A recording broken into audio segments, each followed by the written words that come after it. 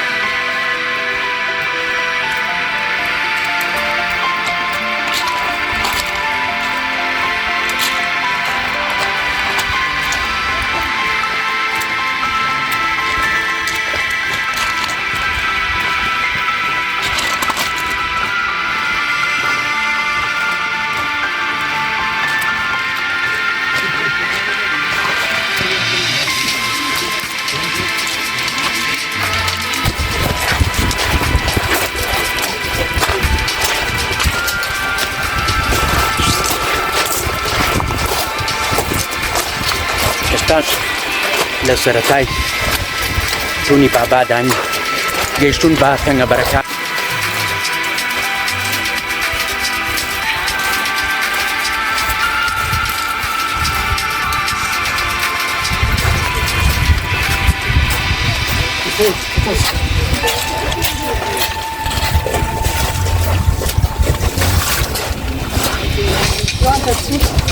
والله كاميراكم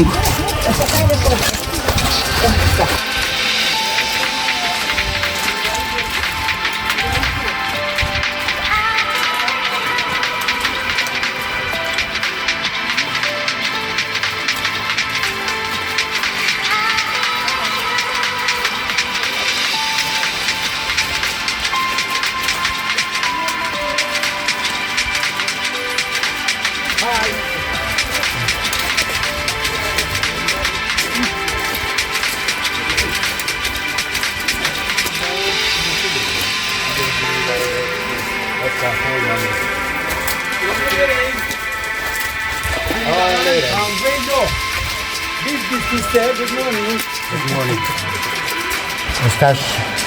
لە تەنگە بەرەکانی تونی باباین کە ئەو ڕێوەی لە سەرەتاوە بەرە و هەوڵە دەین بەرەو کۆتایی بڕۆین لەگەڵ گروپی شاخەوانی هەورازین بەلاتەوە خۆشە ها یەکەم جارە بێت ئێرە ها هیچ لەبارەی ئەم شوێنەوە زانی ئێرە پێدەوتێت تونی بابا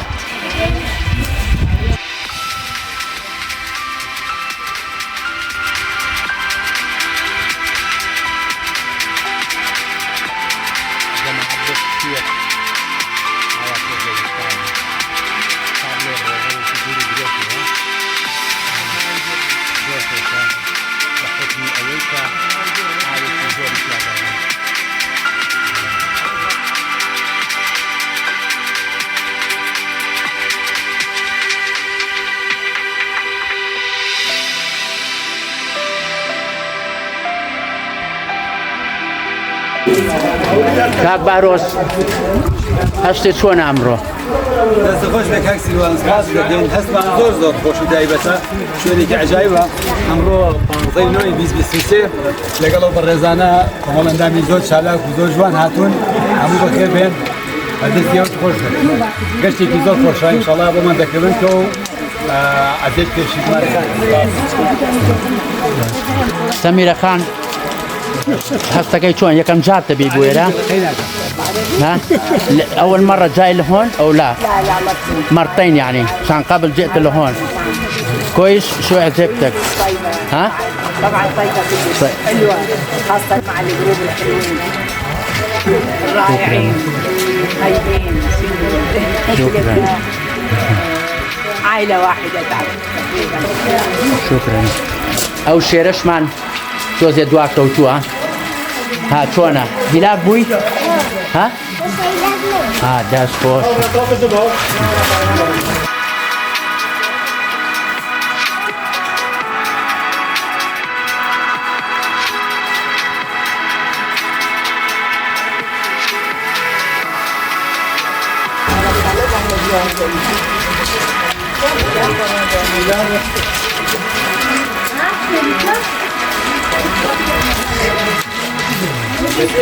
گاراژ کارێکی زۆر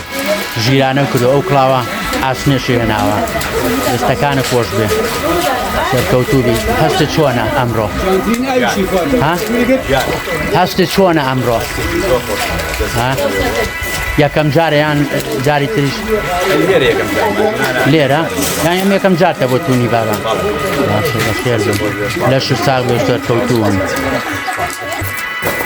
ئەمە ژێکێکە لە تەنگە بەرە کانیکە کە دەتوانی ڕێڕەوێکی دوور و درێژە بەڵام فراوانە لە سەرەتایە زۆر فراوانە تا بچیت بەرەو ئەوێ خونەکە تەنگە بێتەوە ئالێرەدا ئەبێ خۆ بخیتە سەر لا ئەجنە ناتوانی بڕۆی جام تاکەم پێ بەداخەوە بەڵام هەوڵێکی شێم ئیترەوە دوی ناوەیە مشتی سەرەوە ئەمەش بەرەو سەرەوە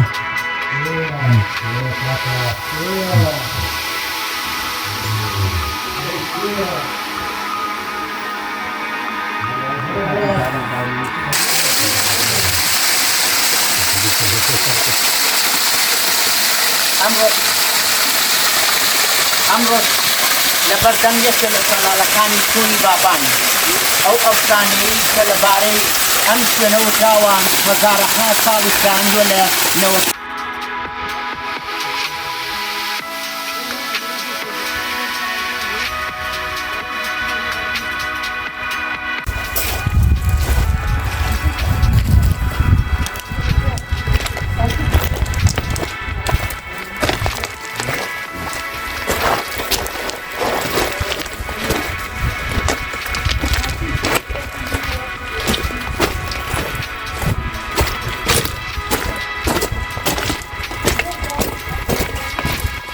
ئەمەش یەکێکە لەو تەنگە بەرانەی کە دەچمە ناوە بەڵام تا بڵێن هەوایەکی پێنووسی هەیە لێرەوە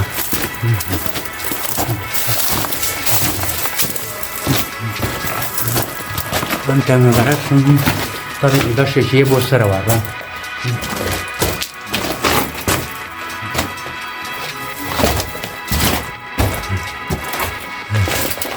لەم بەشە شاتۆزی ئایتە توانی بیتە ناوە بەرەو سەرەوە بڕۆن ئاوا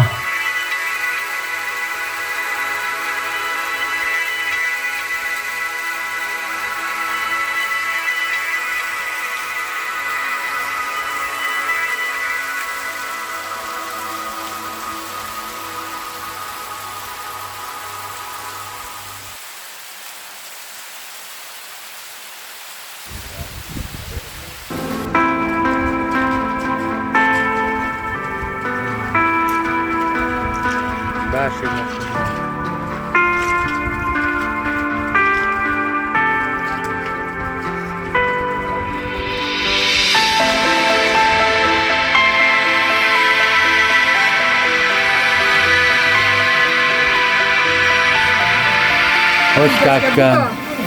داستان ڕێبەری گروپی شاخەوانی هەورازە بەڵام لەگەڵەوەشە دەستی کارامای هەیە لە خواردنکردن وا شێفیشە کاک داستان ئەگەر دەربارەی گروپەکەتان شتێک بڵێ ئایا گەشتی بەس ناو کورسانەکەن یان دەرەوەی کورسانی شەکەن سپاس بۆ بچاوپێکوتنە لە ڕاستی ئێمە گەشتی دەرەوەی وڵات تەنها بۆ شاخی دەماوەند چوین بە تیمێکی تایبەت لە ئێران بەڵام بە دوو شێواز لە 2009 چوین 11 2009 لەگەڵ 12 2023 بەڵام ئینشەڵا لە داهاتووە بەرنامەمان هەیە بچینە شاخی ئەرارات و هەم لە داهاتووشە خانمان بەرینە روکی شاخی دەماوەند و ئینشەڵا ئەگەر ڕێ بخوێ بۆ شاخی دینی لە بەرنامەمان هەیە ئینشەڵا لەسەر خێر چۆن خەڵکی بتوانێت بە پەیوەندیتان پێوە بکە ئەزام کە پەیجێکی تایبەت بە خۆتانێ گروپی شاخەوانی هەورازە بەس لە ڕێگەی تەلەفۆنیشەوە گەر بتوانین لە ڕێی ژمارەی موبایلی 07 216 25 02 ئەوە ژمارەی بەندەیە دەسان شاباژێری